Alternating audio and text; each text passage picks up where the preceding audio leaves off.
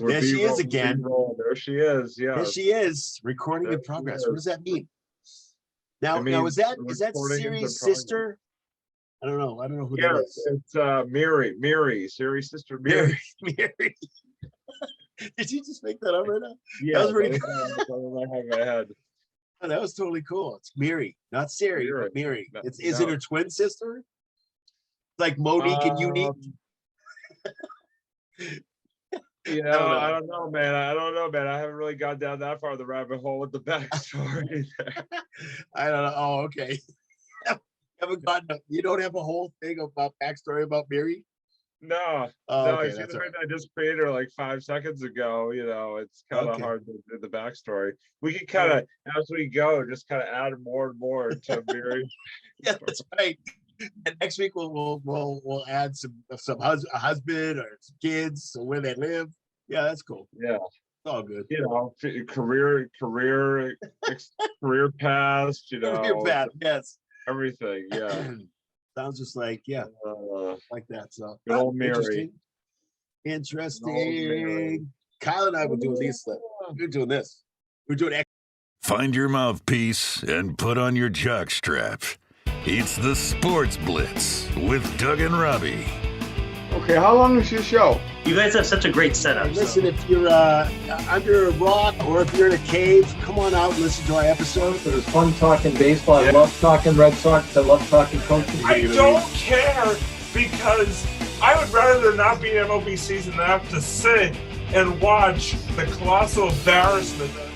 Hey, hello, I am Bloom. Yeah, it's Doug and Robbie from the Sports Blitz. I just wanted to find out whether you need some pitching. There you go. In 5, 4, 3.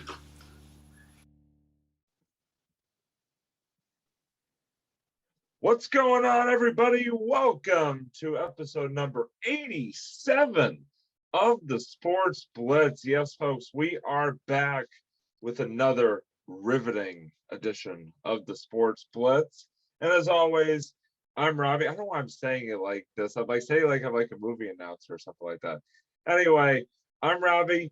Doug is here as well. Doug, how are you tonight, my friend? Doing very well, Robbie. I am very excited about our little bit of a new format and of our show. And hey, listen, if you're in a cave, I think it's pretty safe to come out now. Yeah. Except watch out for that the Delta coronavirus. Watch out for that because it's That's why you gotta get those vaccines. But man. yeah, just get vaxxed. Just get vaxxed, you'll be fine. Yeah, get vaccine. Yeah, get yourself vaxxed. It's really important. But yeah, really excited. We both have had it, so that's good. Yeah, absolutely. Really excited about this show, and wanted to say that we actually today's episode is sponsored. Today's episode of the Sports Blitz is sponsored by Zyman Organizing. Feeling overwhelmed with a room, cabinet, or drawer that needs to be organized? Contact Zyman Organizing. They work with you to create and organize a space that is serene and a joy to spend time in. Zyman Organizing, creating a stress-free home. Very nice. Very nice. Thank you, as always, to Zyman Organizing for sponsoring our show, our episodes. Definitely hit them up for all your organizing needs. And as always, the link will be in the description on YouTube, as always. So as Doug was just touching upon, as well as Zyman Organizing, we have decided to tweak the format of the Sports Blitz a little bit. Don't worry, it's still going to be the same old Sports Blitz with yours truly and Doug being our usual goofy selves. Just wanted to sort of tweak our format, our outline a little bit. And then starting this week, we are going to be sort of switching to more of a topic of the week based format, or topics of the week, depending on the week. And very excited about this, sort of focusing our energy and our rants and everything else about the episode on sort of particular subject, sort of from the past week or weeks, when it comes to the Boston sports or just the sports scene in general. Yep. Topic of the And week. so- Yep. Topic of the week, yeah. Yeah. Pretty self-explanatory right there. But we felt like there was no better way to sort of start off this transition format-wise than to discuss the big news coming out of the local NBA scene, that being the Boston Celtics, and that is that they have a new head coach. Really? It was announced. It's true. Yep, I know. Apparently, I'm breaking it to Doug right here on the episode. So I must have been under a rock or in a cave or something, because you must have, man. You just gotta come on out. You got back. You can come on out now. It's all good. But no, and like I was saying, last week it was announced, and this week formally introduced was the new head coach of the Boston Celtics, and his name is Ime Udoka. Yes, try saying that 3 times fast, or 3 times for that matter. not going to do it. I have trouble saying it once, Rob. Hello. Yeah, 3 times or once. Twice. Well, welcome to my world. Like I said, I had to write it down on the L. I just to freaking remember it. So Ime Udoka comes to the Celtics after spending last year with the good old Brooklyn Nets, where he coached old friend or foe, depending on how you feel about him at this moment, Mr. Kyrie Irving. And so he comes, he's been involved with multiple teams, NBA-wise, the San Antonio Spurs, the Philadelphia 76ers, and like I said, spending last year with the Nets. And so Brad Stevens has made his first official hire as the new president of the Celtics, like I said, bringing in former Brooklyn Nets assistant Ime Udoka. I'm just continuing to say it so that I will remember it. At this point. That's the way to do it, Rob. Doug, I mean, listen, you are the sort of self-proclaimed, and it holds true, basketball expert, basketball guru here on the Sports Blitz. So I want to throw it right over to you as we jump into tonight's topic. Your just overall reactions and thoughts about the news of Ime Udoka becoming the latest Celtics head coach. Well, my first thought, when I heard about it, and I didn't know too much about him except for the fact that I knew that obviously that they have been talking about it for a few weeks now. So my first thought was, who the heck is this guy? Because when we talked about in our last episode, we talked about we talked about head coaches and who we wanted and who our top 2 or 3 were. I don't think the name Ime Udoka crossed our lips one time. He was actually in my top. He was in my top 5. But Chauncey Billups was number 1, and then there was Sam Cassell was number 2 for me. Threw like Rick Carlisle in there at one point. Rick Carlisle was also part of it, but that was, I think we did the show the day of. I think it was the day of that Rick Carlisle just said, I'm done. Yeah. So I just thought it was very interesting. But so I didn't up front, Robbie, I had no idea about this. I really didn't. You hear some rumors, you read a few things, but you really don't know whether, whether you actually read things. Good for you. Just a little, enough to, what I do is I'm under the rock. I come out, I read a couple things, and I go back on. You read the stone tablets. You read, exactly. So when I first heard about it, my reaction was,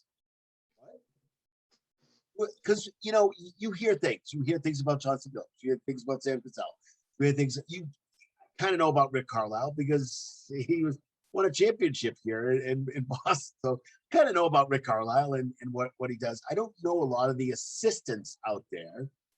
I think my first exact words, by the way, were who? Yeah, that was, and I didn't say who because I knew he was on a really big list. A list that I had even made in my head. God knows why I did that. But it was it was one of those things where I was like, I just don't know who he is. I knew because we had just played the Nets. I knew because they were talking about it. I knew that he was an assistant coach for the Nets. I didn't know how long he was assistant coach for the Nets. I didn't know what his background was. I knew he played in the NBA before, but my first thought was, I don't really know who this guy is. So my first reaction was, yay, we got a coach. And I have no idea what that means. Now, if they had hired Rick Carlisle, I'd be like, oh yeah, I know Carlisle, of course. But I know where he comes like from. Alan Phillips, I would have been like, Yeah, oh, yeah, exactly. Yeah. And Sam Cassell was on the 2018 backup point guard for the 2007-2018. The Celtics won the championship that year. So I knew about Sam Cassell too, because he's a player. I watched him play. Chauncey Billups spent some time with the Celtics. So and there's some things that are out there that are not necessarily good not basketball related about Chauncey. But you are talking about botching some PR there. The Portland Trailblazers are again raked over the coals right now for how they sort of handled this Chauncey Billups news. They introduced there. So it's in some cases, if a team wants somebody, they don't really, they really don't care about that, and they'll pick the guy up and do it later. I don't know how some of the people on the team, Lillard and McCollum and those guys, I don't know how they're going to react to him. So I don't, and again, I think going back to the question you just asked me is, I really didn't. I had no idea what he had done in anything until I actually looked him up and looked at what he has actually done, and had no idea that he had this background, which is wonderful. And if you give me a few minutes, I can just kind of give an overview of his. I do know one thing about him. It's funny. It's like literally the first thing that I found out, and it has nothing to do with basketball. But apparently, his fiance is I forget. I'm completely blanking. What? It's her first name is Nia. She's an actor. Nia Long.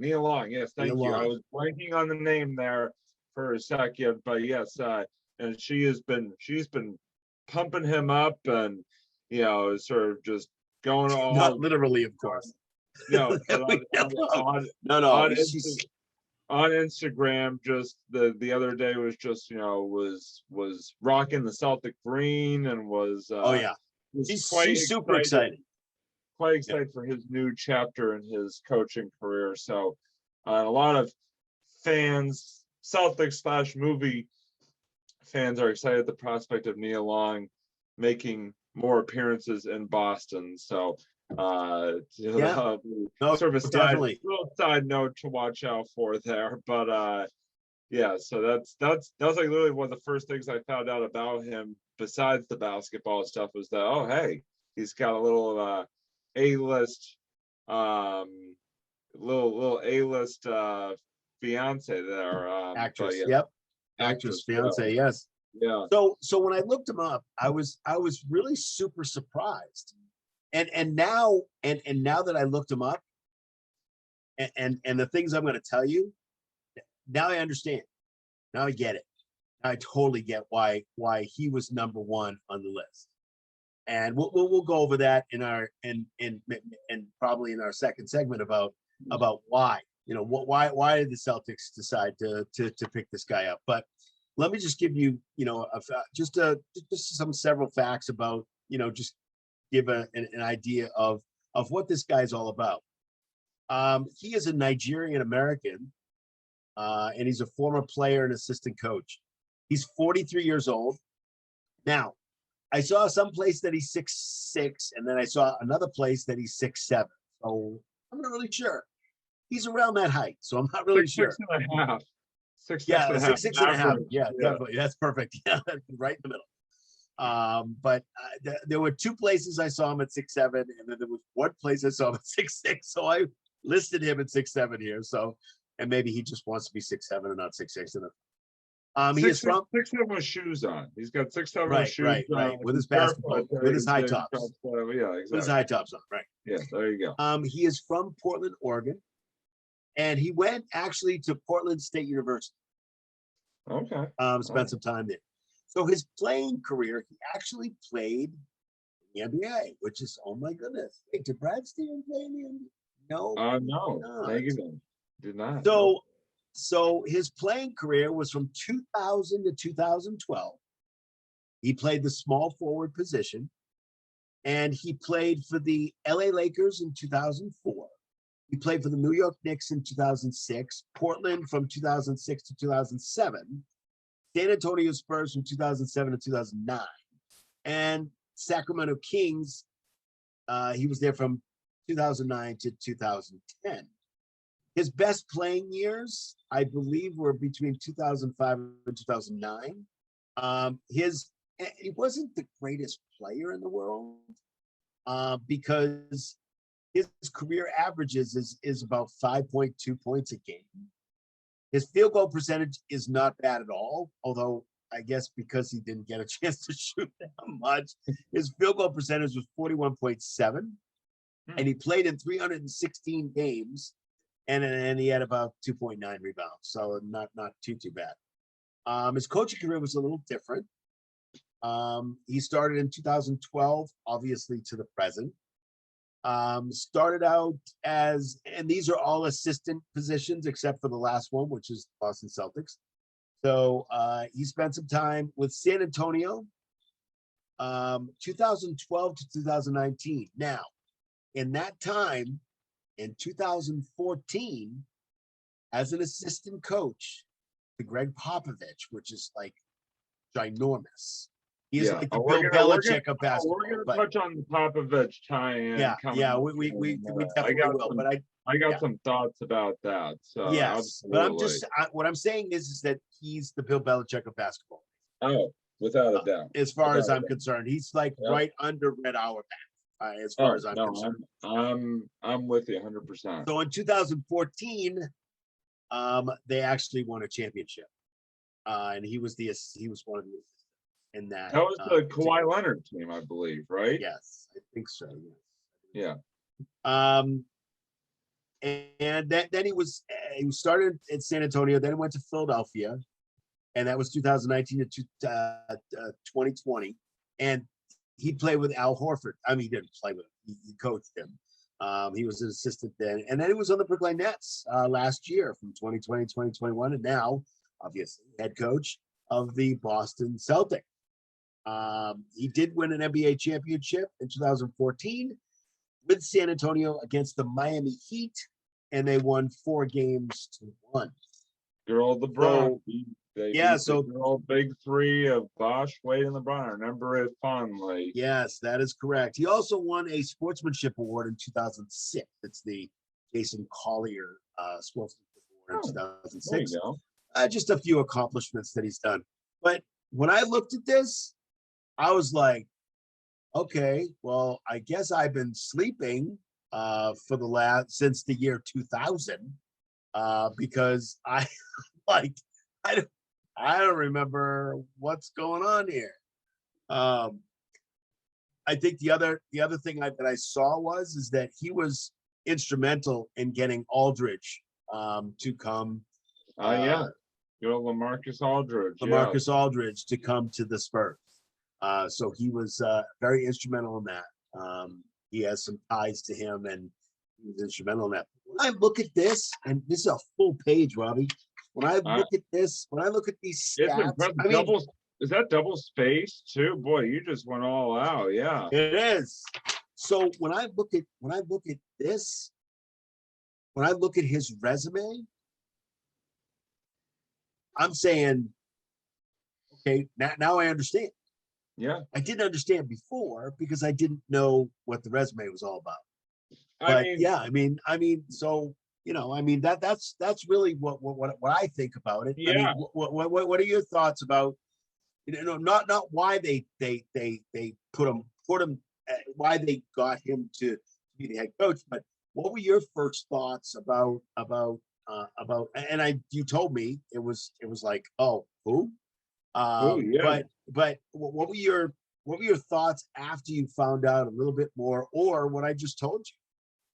Well, I think that the thing that struck me, bottom line, hook, line, and sinker, was the Popovich tie-in. The fact that he both played and assisted under Greg Popovich, who, again, we were just talking about it, is basically the sort of comparison of the Bill Belichick, is basically the Bill Belichick of the NBA today. And I think that, again, just learning under the tutelage of someone like a Greg Popovich just immediately gives you just a ton of coaching cred, so to speak. And really gives you that experience of what it takes to lead a championship, potentially championship caliber organization as a head coach. Obviously, he's never been a head coach before, but just sort of that the fact that he has learned under such a great head coach in Pop, who, by the way, there is a lot of respect between Greg Popovich and Brad Stevens. The two can not say enough good things about one another. And I think that when you think about it, it makes a lot of sense why he landed at the top of Brad's radar. Is sort of, like I said, that experience working under Pop. And listen to you call him a Pop, Greg Popovich. I know, but no, I just think it's cool because it's like, oh, it's Pop. Like you get calls from Pop, hey, man. Pop. Hi, Pop. How you doing? What's going on? Yeah. Oh, you need some little help Pop, with the yeah. team? Okay. Go Pop, man. It's cool how you kind of call him that. That's but no, like I said, and I mean, you just think back to sort of that time frame that he played / coached, and some of the players that he had the ability to sort of learn from. What it takes to be a great leader, just both as a player and as a coach. I mean, Tim Duncan comes to mind, Tony Parker, Manu Ginobili, all guys that he's crossed paths with during his time in San Antonio. It's a really, when you really dive into it, it seems like a very good selection for the Celtics to make, and a really good splash for Brad, and in terms of his first head coach hiring, as he replaces himself as head coach. And you kind of have to think about it this way. It's like, if you're Brad Stevens, who do you want to replace you? Like, who do you think is a good fit to replace you in that position? And this guy seems to, from an outsider's point of view, seems to check all the boxes when it comes to a good Brad Stevens replacement, someone who can sort of carry on, what Brad Stevens has started here, and that is a team that, competes for, that top spot in the Eastern Conference year after year after year, and someone who can help just continue the success of the young talent, Jason Tatum, Jaylen Brown, Marcus Smart, and also sort of utilize, the other, utilize all the pieces on the team to build, just this contending collaborative effort when it comes to the Boston Celtics. So, the more I've learned about it, the more I like it. Even though I still, as you just heard, still struggle to pronounce his name or even remember his name. Ime Udoka is his name. Again, gotta just repeat it for mental retention's sake. Yes. I think it is I really think it is a good pickup for the Celtics and a good hire, and you know, it's a very intriguing hire as well to see what the potential is there with Udoka at the helm. Yes, absolutely. I mean, I totally agree with that. I think the Greg Popovich, or at Pop as you call him, your buddy, your friend. That's what everybody calls him. I don't, you know. I know, but it's just I say Greg Popovich. I don't call him Pop. You know, he's not. You know what? He's not my father. I mean, Going there. he's. I mean, I understand why people call him that, and it's all good. I always thought, you know, people that know him call him that, but that's just my opinion. But it's all good. I don't really care. It's not a big deal. But I think the Greg Popovich thing is, If it's good enough for people on Boston sports radio, it's good enough for me. that's fine. So I do think the Greg Popovich thing is huge. I think that learning under somebody with that much experience. Greg Popovich, by the way, started coaching in 1973. So it's one of those situations where, you know, if you're going to study under or be a sponge under a head coach, it would definitely be Greg Popovich. Yeah. Really knows what he's doing. He's won championships. He's developed teams. He's developed young players. He's done a lot of really great things, and to be able to be an assistant coach in his coaching tree, as they call it, is just it just gives more credibility. That's really what it comes down to. 100%. I mean, right when you see, you know, that San Antonio Spurs assistant position next to his name, you just know it's like, oh, hey, he's worked under Greg Popovich. Wow. I mean, that's sort of the first thought, the word that comes to mind is wow. Like just the credibility, as you were just saying, goes through the roof when you think about that tie-in, 100%. And so, yeah, I think just looking at the fact that he's been there but in both a player and a coach capacity, just speaks volumes to you know, what he could potentially be here as a head coach, having learned, you know, those skills under one of the great ones for sure in terms of head coaches. Yeah, no, I totally agree with that. Yeah. So you know, do you sort of any, I mean, obviously I know we kind of jumped, I think, in a little bit to the second sort of subtopic here that we were gonna discuss, and that's sort of the thoughts on, you know, Udoka's experience in the Popovich tie-in. Do you have any, so when you look at that experience both as a player and as an assistant coach so far in the league, is there anything else that sort of stands out to you besides the Popovich tie-in there? Yeah, absolutely. I actually made a list of that too.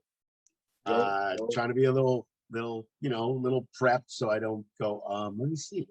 Well, I mean, you are the, like I said, you are the. Oh yeah, no, definitely. But I actually guru on the show, so I definitely default. I definitely in some ways default to your of course your thoughts on this particular matter. Of course, and let me tell you, Robbie, I've seen a lot of YouTube out there. NBC Sports Boston has half an hour shows where they have talked about the new coach. They've talked about what the new coach is going to do. They talked about why the Celtics hired him. So, and these are, you know, 28-minute shows, so they're not real long, but these are the things that I was looking at to be able to do a little bit of research on, and especially on him too, because I had no idea. Just talked about, you know, I think that was really the third on my list was the fact that he was an assistant coach under Greg Popovich. I mean, that we already covered.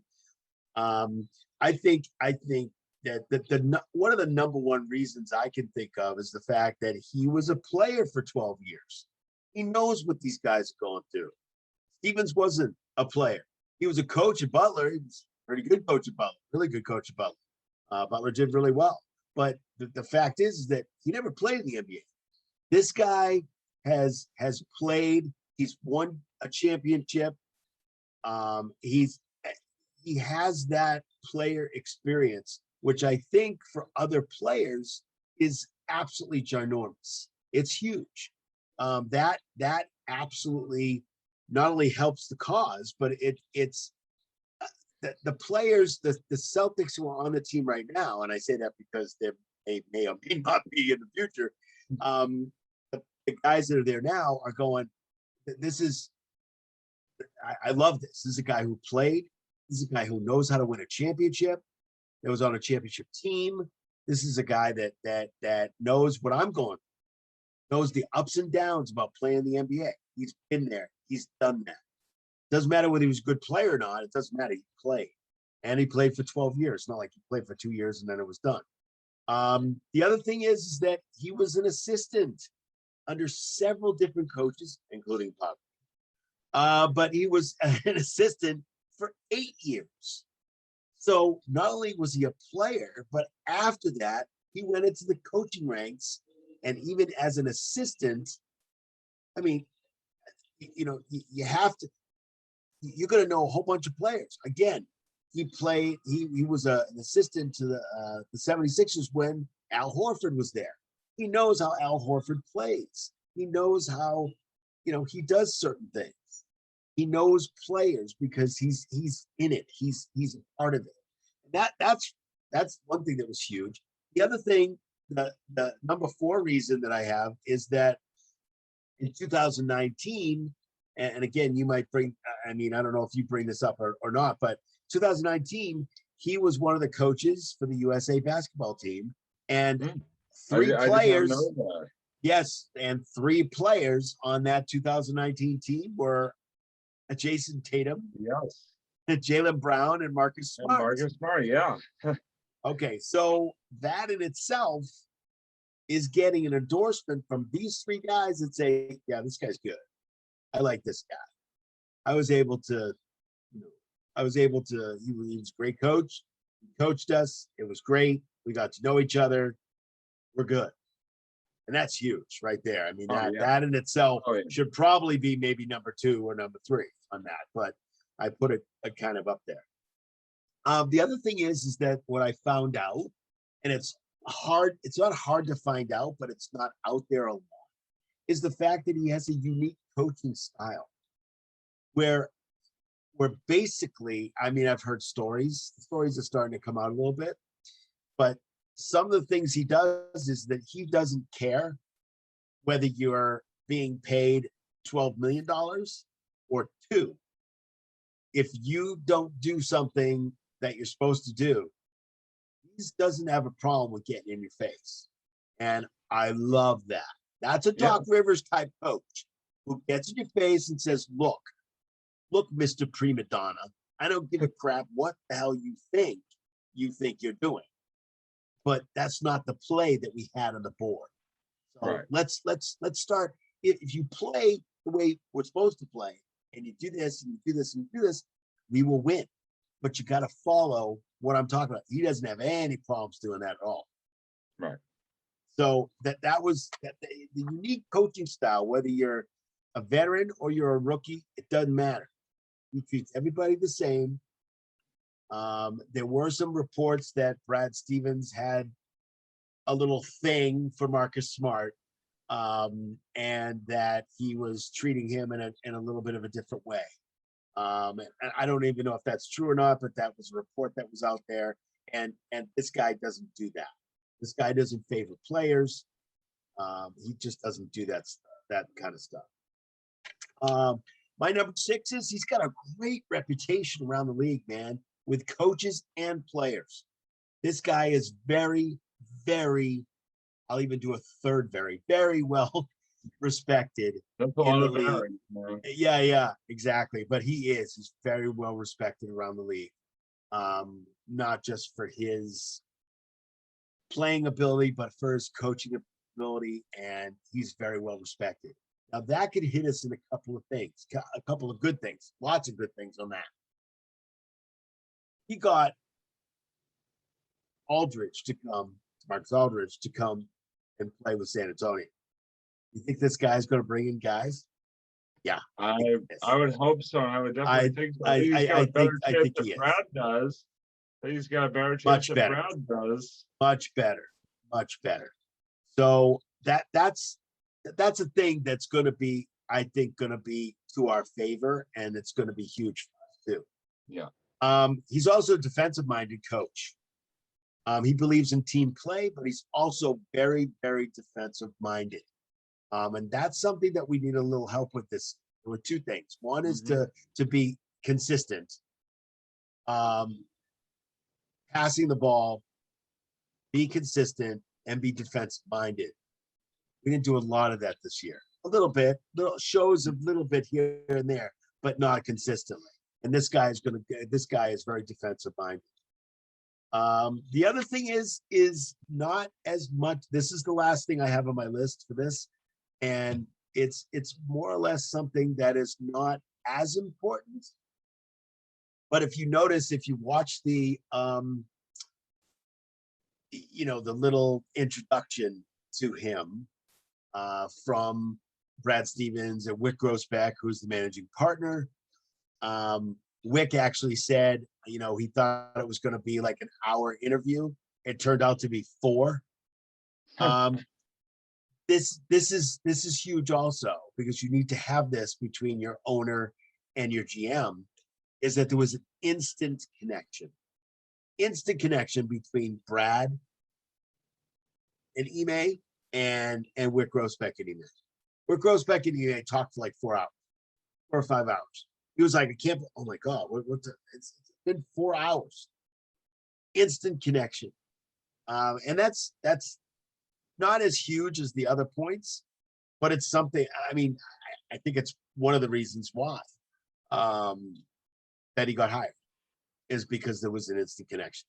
And that's really good. You have to have a GM and a coach there on the same page. If you don't, you're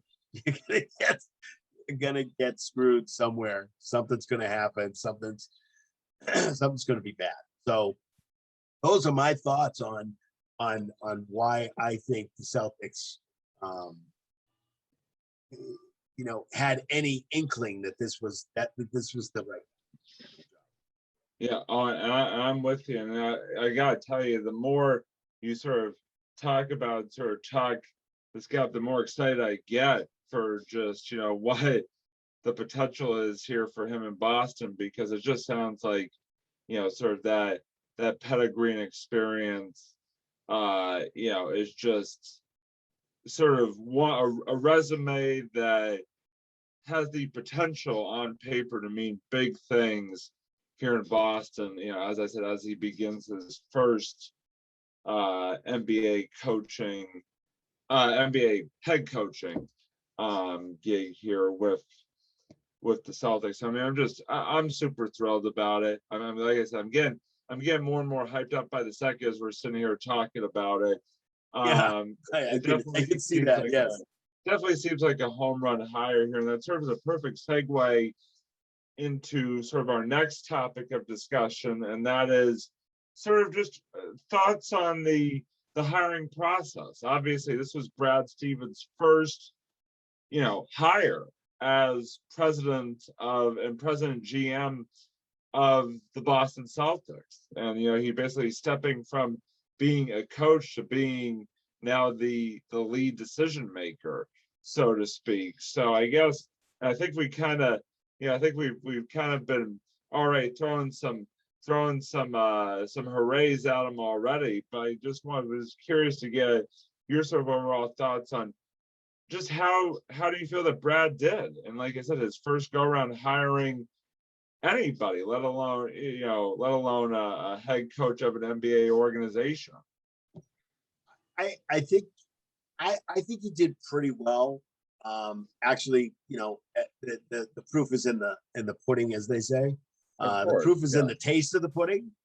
You could make pudding, but if it doesn't taste good, then it really doesn't matter. No, yeah. So the proof in this way is to see if all the things I just said are true. Yeah. And this is all that's coming out. This is all that we've heard from Does our it new live coach. up to the? Will he live up to the hype? Basically. Yeah, is will, what it comes and down to. exactly, and that's the question. Will he live up to it? I think with this decision, I think it surprised a few people too. I think he had a big list. I think he saw a lot of people. Like I said, I a lot think- of people were throwing out names that and were with the names that other people were throwing out, and sort of being bounced around. This hire, I think, came somewhat not out of left field, but definitely caught a few people by surprise, given where sort of the where other people were sort of taking this coaching search. But again, that's why we're the pundits and sort of the we're not the ones who actually make these decisions. Yeah, absolutely. But I mean, I think that the biggest thing, I'm not going to grade. I'm not going to put a grade on it because I just think that's kind of silly. early. But Too I early to think do that. for his first hire, and that's difficult to hire somebody for the job you just did. Yeah. I think that's difficult. I think he had some help, and I'm sure. just kind of going through. Obviously, Wick Rosbeck was part of that process. He always is because he's a hands-on managing partner. He doesn't just stay in his office and put his feet up on the desk and count the money on top of his desk. He doesn't just do that. He's a very hands-on guy, and it totally makes sense. I think that when you first heard about it, it was, again, just like your reaction was, who was this guy? Why didn't he hire somebody like Rick Carlisle? Why didn't he hire somebody like Chauncey Billups? Everybody anybody that has seen the NBA in the last 20 years kind of knows these guys a little bit because they're out there. They're either coaches or they're players. So this guy's been under the radar because he's not a Chauncey Billups player type. He's not a Sam Cassell player type, although Sam Cassell is more of a backup kind of situation. He shoots threes. He's a great player. He's a point player. But it was kind of the under the radar kind of situation. But once you look at what you just said before, Robbie, is his pedigree. Once you look at his experience and what he's done, you're like, oh, I get it. I understand it now. But when you put it together, I think, if I were to grade him, I'm not going to grade it. I'm not going to give it a grade, but I'm going to say he gets a high grade for me for putting this together. Now, again, the proof is in the taste of the pudding. So the fact is that I don't really know. The answer is I don't know. Wait and see. Wait and see. Wait and see kind of thing. Yeah. What is he going to do with certain players? And yesterday he was on, I think he was on 98.5, I think. Yeah, he was on with the Zolak and Bertrand show. Yeah. Yep. And I guess he was talking Marcus Smart up. Like he's the next coming of the next defensive coming of whatever. Said he's a very important part of the team. And there's been a lot of rumors out there about possible trade with Jaylen Brown and Marcus Smart and all this kind of stuff. All this stuff is out there. And what's the next thing for the coach? What's next? Yeah. What does Brad Stevens need to focus on right now? Does he need to focus on the center position? Does he need to focus on this, and this, and this? So when I think about it, it's a wait and see. But looking at on paper, Robbie, he looks great on paper. Yeah. He's got to prove his turn into success on the court. Yeah, and some of it's going to be what Brad and him come up with a game plan, or like we talked about before, getting rid of the dead wood. There you go with that dead wood again. Carson Edwards on your team or not? I mean, let's talk about it. Tremont Waters on your team or not? Got to get rid of some of the dead wood. What's going on with Taco, man? Taco. I happen to like Taco, but then it's kind of like a circus kind of situation where they brought him out. When the fans were when we didn't hear the fans. Prance about for the fans. Especially on Tuesday nights, they would call it Taco Tuesday. So it's one of those things where I don't know. I don't know where Taco's going. I don't know where most of the players are going. But the issue is the proof is in what Brad and Ime decide to do with the team to make the team better, and not just to make the team better, Robbie, but to develop a championship team. Absolutely. Is what he's there to do. Absolutely, and you kind of segue perfectly into sort of our final, talking point here, and that is sort of the impact of this hire on the team and on the star players. And I thought one of the things that really struck me, well, I know you and I talked about this offline, was the fact that at least from what's being reported, is that Marcus Smart, Jaylen Brown, and Jason Tatum were consulted sort of in the process of making this hire, and it seems like all three of them really signed off. And I know you talked about the USA basketball tie-in there and all that. It really seems like all three of them were really on board with bringing Ime Udoka into the fold. And so I guess the final sort of question on the subject that I have is, what will the impact be? And again, there are going to be some moving parts here, because we don't know what the next move is out of Brad. I mean, he's already hit the ground running, trading away Kemba Walker, bringing back Horford and Moses Brown and making that move right out of the bat. But we don't know what else he's gonna do here, what other moves he's gonna make, and how this team is gonna shape up as we sort of head throughout this summer and really start to look ahead to the start of the new NBA season coming up in the fall, early winter.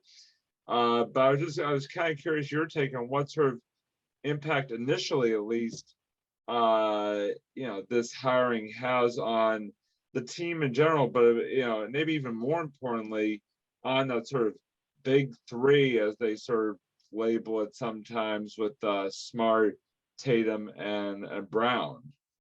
Well, it's interesting because it seems like what they're doing is, and again, I could be wrong on this because it's a little early, but it seems to me that they are doing what they initially wanted to do in the first place, even maybe last year, maybe even the year before, but more last year.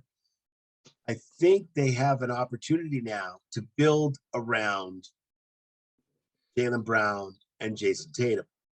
Oh yeah. Now, whether Smart is part of that or not, I don't know. Whether I think that Smart should be the point guard, starting point guard, I do not think so. I don't think he should be.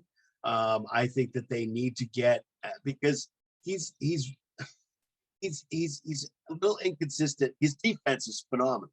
Oh yeah. You also need someone to come off the bench, get some points. But if somebody's coming off the bench, you need somebody who's a defensive superhero coming off the bench, and this guy Smart is that kind of guy. If there's somebody out there like a trade for Colin Sexton from the Cavaliers, somebody who's a natural point guard to replace Kemba, I think is the next thing that they need to focus on. And also maybe even a power forward. Yeah, Um, I think they need I some mean, help I down think, low. I mean, yeah, don't I think Al will play, but he's probably going to play between 15 and 18 minutes at the most, maybe 10 to 15 minutes, depending.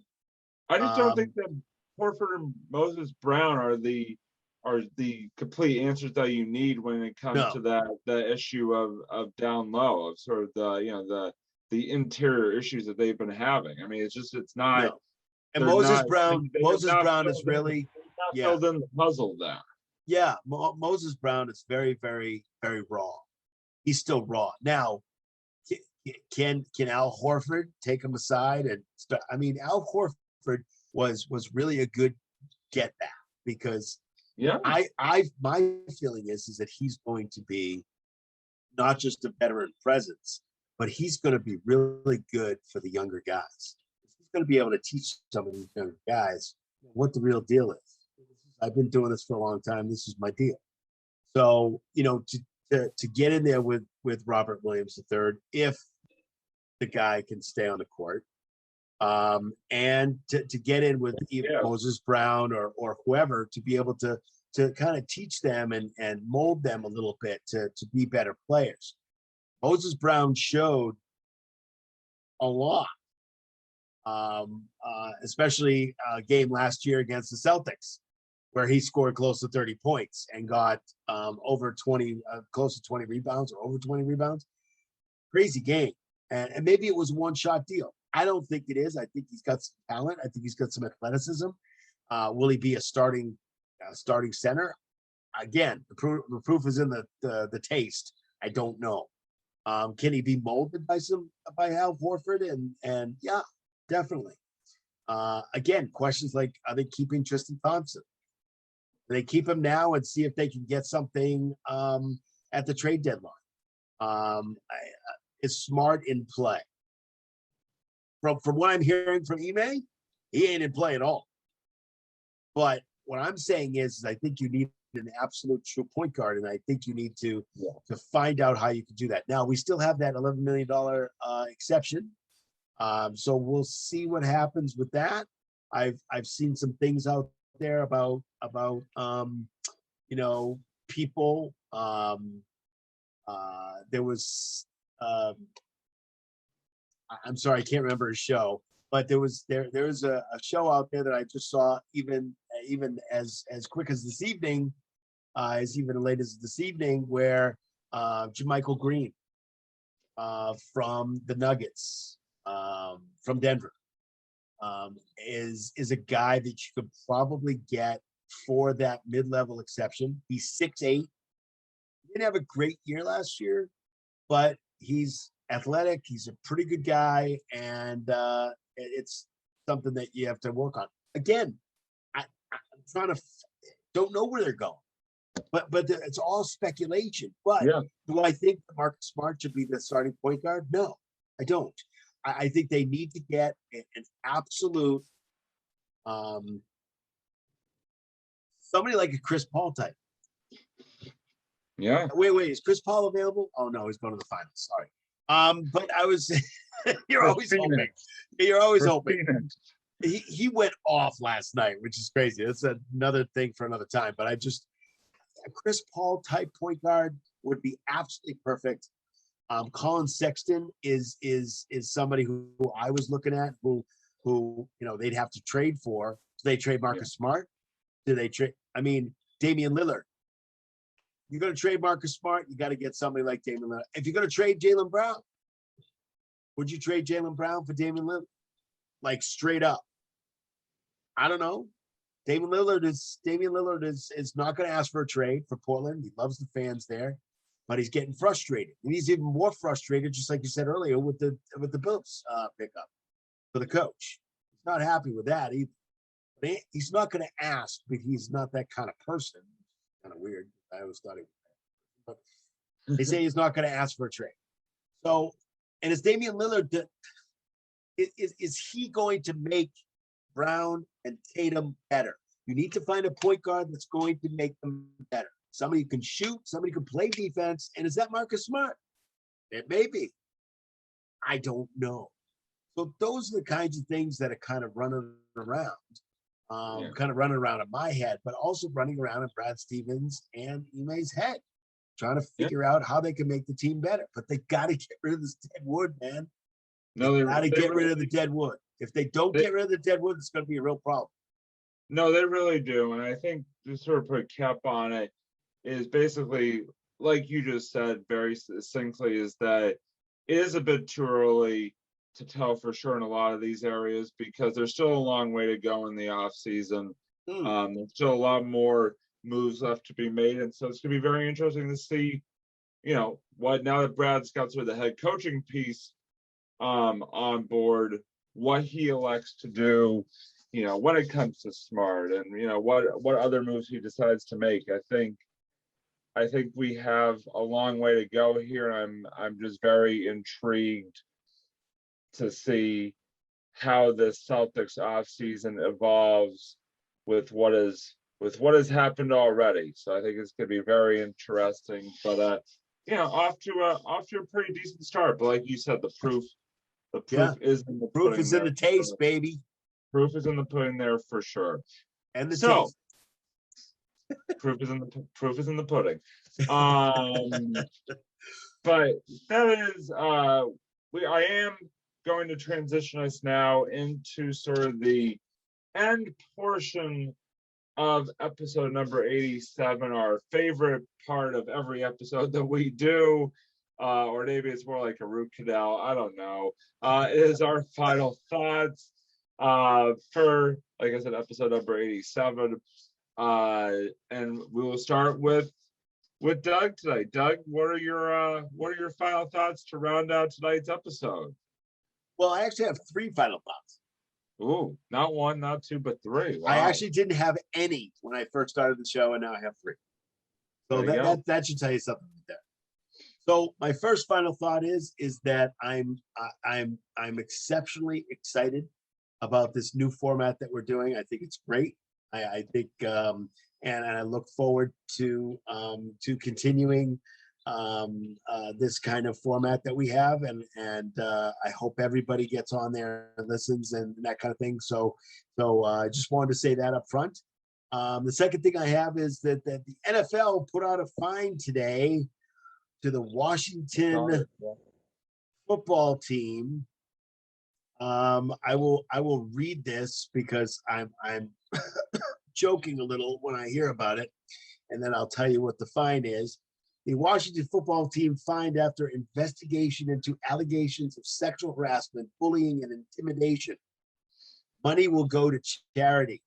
Now you think, okay, they're probably what, $10,000, 50. No. This is the biggest fine I've ever seen in my lifetime. This is $10 million. Let me say it again. $10 million. That's 6 zeros, folks. Austin Powers. $1 million. Very good Austin Powers impression there, by the way. Unbelievable, man. I mean, like, I looked at this, I was like, is this wrong? Did they put this out here wrong?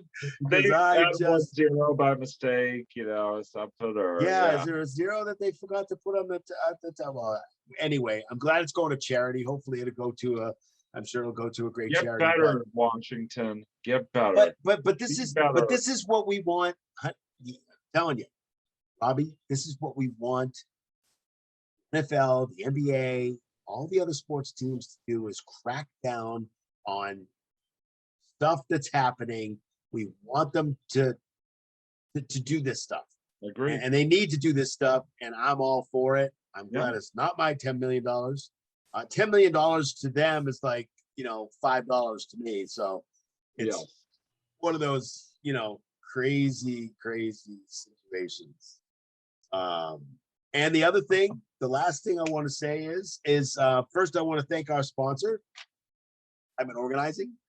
I want to thank our sponsor for sponsoring this episode and many more.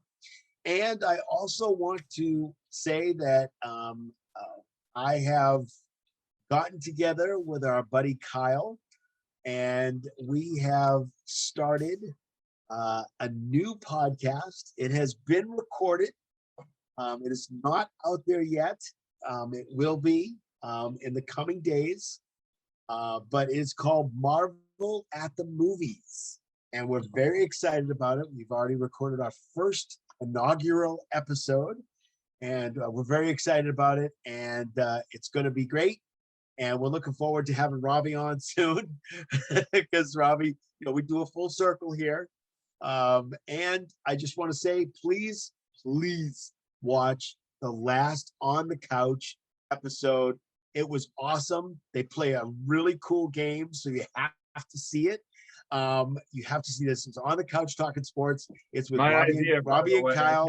Yep, credit for yeah, that game absolutely. idea. Yeah, Kyle gave you credit too.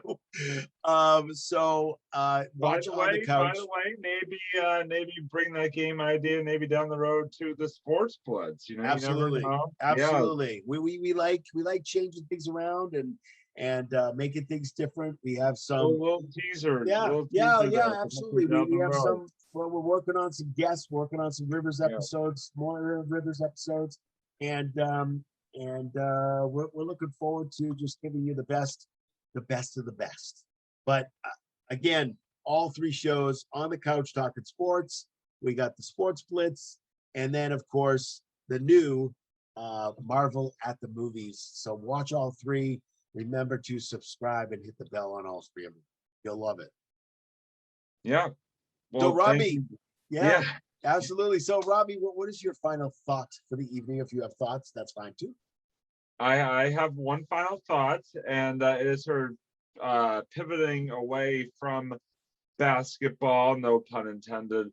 And it is sort of a little baseball talk, because as we know, I am the baseball guy here on the Sports Blitz. It is a little twofold baseball talk.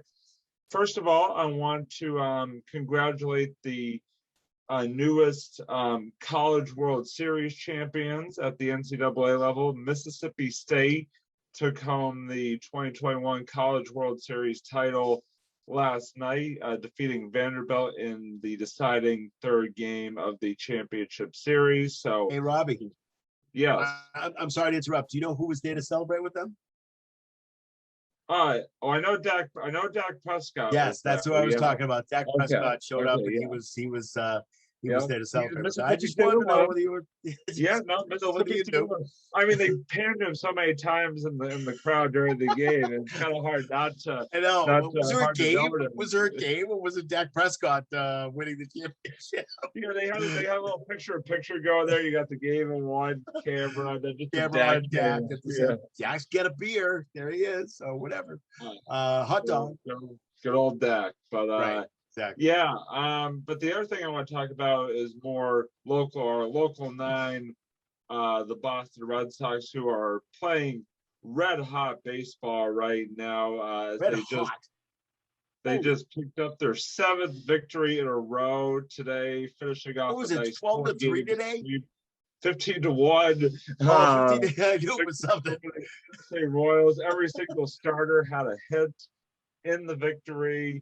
And that was following on the heels of a more important sweep over the New York Yankees last weekend over at Fenway. By the way, the Red Sox 6-0 against the New York Yankees so far here in 2021. So I'm going to say this unequivocally, that in 2021, the Boston Red Sox own the New York Yankees. Oh yeah, baby. And the Red Sox. Go ahead.